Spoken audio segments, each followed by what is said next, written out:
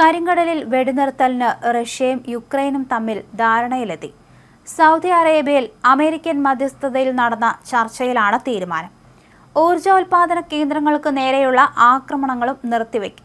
കപ്പലുകൾക്ക് നേരെ ആക്രമണം അഴിച്ചുവിടുന്നത് ഒഴിവാക്കാൻ ഇരു രാജ്യങ്ങളും വെവ്വേറെ ചർച്ചകളിൽ സമ്മതിച്ചു.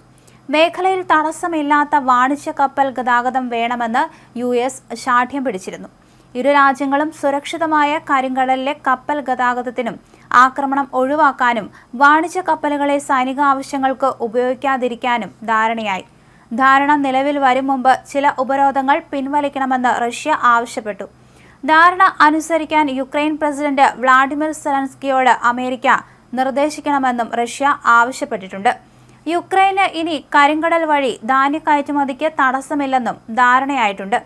ഊർജോൽപാദന കേന്ദ്രങ്ങൾക്ക് നേരെയുള്ള ആക്രമണങ്ങൾ നിർത്തലാക്കാൻ നടപടികളെടുക്കാനും ധാരണയായി. യുക്രൈൻകാരേക്കാൾ സമാധാനം കാംക്ഷിക്കുന്നവർ വേറെയുണ്ടാകില്ലെന്ന് യുക്രൈൻ പ്രതിരോധ മന്ത്രി റസ്റ്റം ഉമേറോവ് പറഞ്ഞു.